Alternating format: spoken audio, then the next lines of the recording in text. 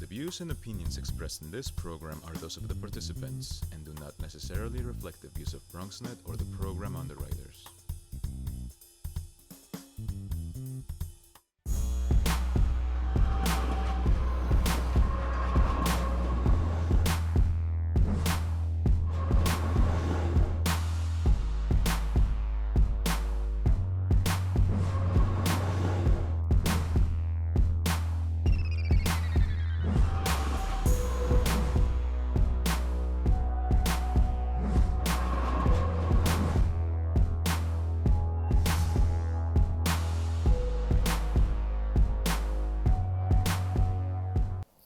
Hello and welcome to Open 2.0. I hope you're all staying healthy and safe.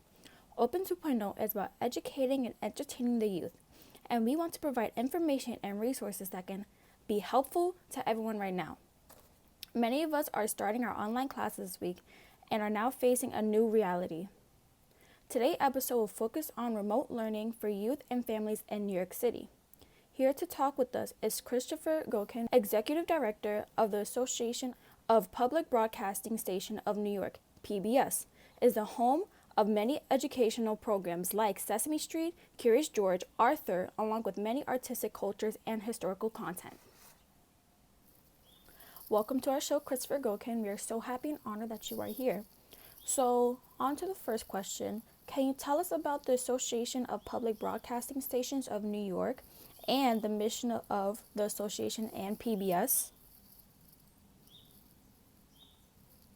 The Association of Public Broadcasting Stations of New York, we work with all 9 public television stations throughout New York State on a variety of different projects. The latest project, of course, is pulling the stations together so that we're offering special programming and other online resources while schools are closed. And we're trying to get the word out so that teachers and school districts and parents and grandparents know that they can continue to rely on PBS during this crisis. Being rooted in the community pride, education, and outreach, how have these missions deepened since the rise of the pandemic? I've been really impressed with the staff at all of our stations pulling together and realizing that there was a very important role for us to play while these schools are closed. And number one is to continue to provide great educational content throughout the day.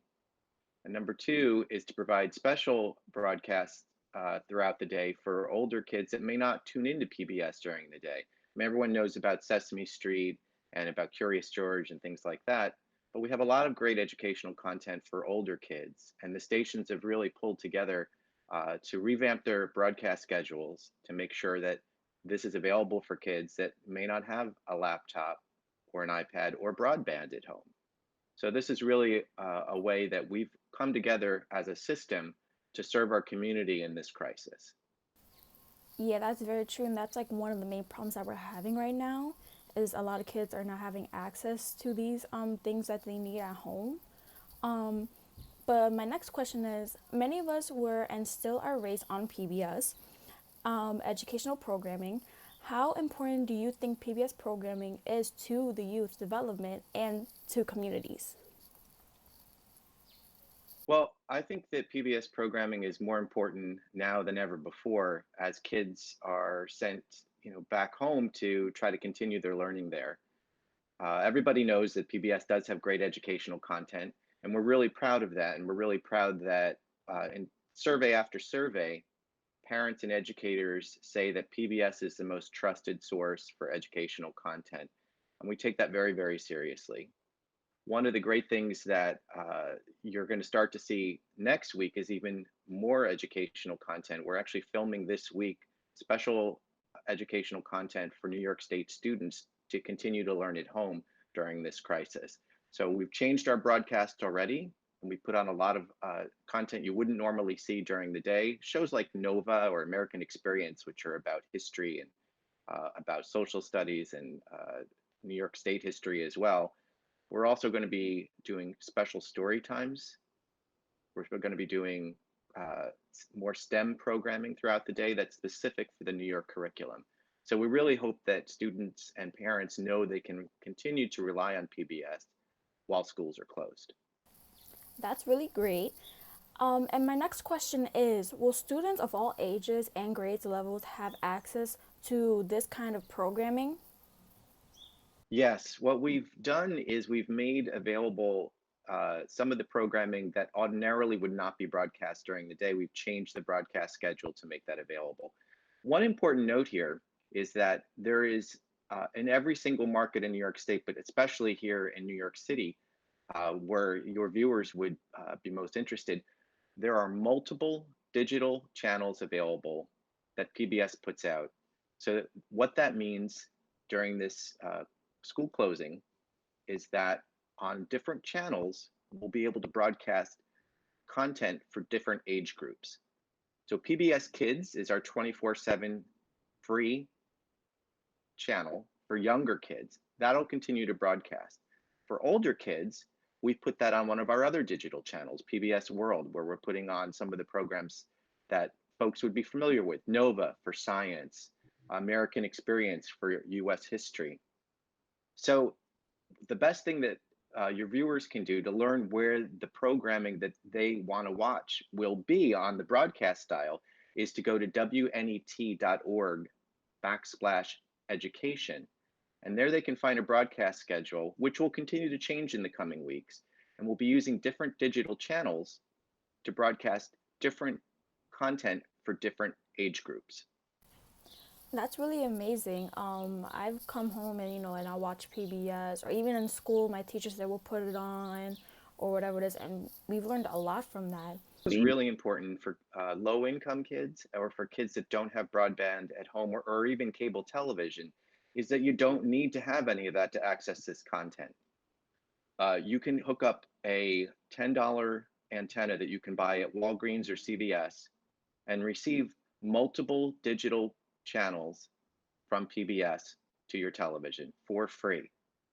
And in New York City, we have about 7 or 8 different digital channels that broadcast all the time from PBS. The main PBS channel, and then of course there's WLIW, which is from Long Island, but broadcasts from the top of the World Trade Center. So using all of these digital channels, we are able to get this free broadcast signal into people's homes that don't have cable, that don't have broadband. How does PBS programming meet New York students' learning requirements, and how do you go about creating programming that meets states' requirements?